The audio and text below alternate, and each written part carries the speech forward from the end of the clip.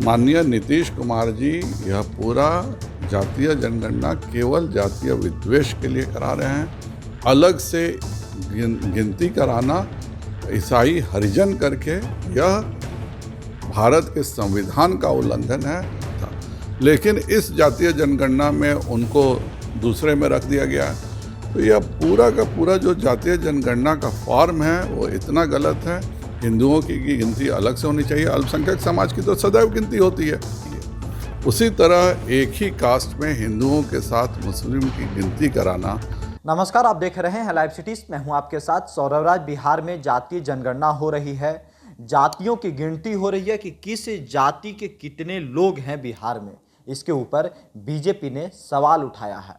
BJP के पूर्व प्रदेश अध्यक्ष और लोकसभा सांसद संजय जायसवाल ने कहा है कि जिस तरीके से जातीय जनगणना हो रही है उसी से समाज में विद्वेष फैलेगा और गलत तरीके से जनगणना हो रही है। ईसाई धर्मों में के अंदर जो जातियां हैं उसकी गिनती हो रही है, दलित के अंदर कौन कौन सी जातियां हैं उसकी गणना हो रही है, जो संविधान के खिलाफ है। पहले संजय जायसवाल को सुनिए क्या कुछ कह रहे हैं। एक तो बिहार में जातीय जनगणना को लेकर के जब पहले बैठक हुई थी तो बाद में भी बैठक होनी चाहिए थी।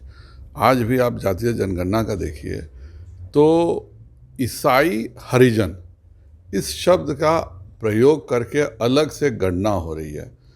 दलितों में कोई भी कास्ट नहीं होता है और यह बाबा साहब आम्बेडकर जी के द्वारा दिए गए संविधान का सरासर उल्लंघन है कि आप ईसाई हरिजन करके अलग से गिनती कराइए।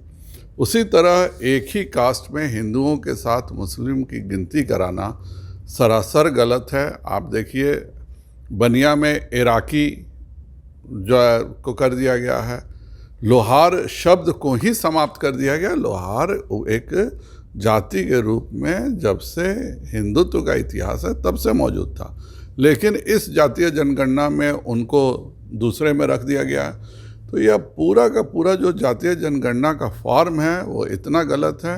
हिंदुओं की गिनती अलग से होनी चाहिए। अल्पसंख्यक समाज की तो सदैव गिनती होती है, ऐसा नहीं है।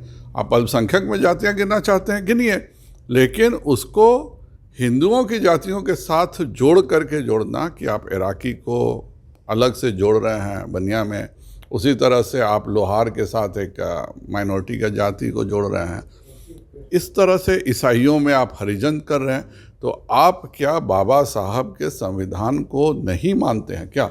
अगर आप मानते हैं तो ईसाई हरिजन की गणना क्यों करवा रहे हैं? माननीय नीतीश कुमार जी यह पूरा जातीय जनगणना केवल जातीय विद्वेष के लिए करा रहे हैं। अलग से गिनती कराना ईसाई हरिजन करके यह भारत के संविधान का उल्लंघन है और नीतीश कुमार को यह कदम निश्चित वापस लेना चाहिए। एक सवाल है सर कि कल आपके साथ पवन सिंह जो सिंगर है वो प्रभारी जी से मुलाकात की। अगले साल लोकसभा चुनाव हो रहा है, क्या लगता है पवन सिंह चुनाव इसका लोकसभा से कोई मतलब नहीं है। उन्होंने इच्छा जाहिर की कि वह माननीय विनोद तावड़े जी से मिलना चाहते हैं। पवन सिंह कला संस्कृति से जुड़े हुए नाम हैं और माननीय विनोद तावड़े जी के साथ उनकी एक शिष्टाचार मुलाकात हुई है। इससे ज़्यादा अर्थ कुछ भी लगाना नहीं चाहिए।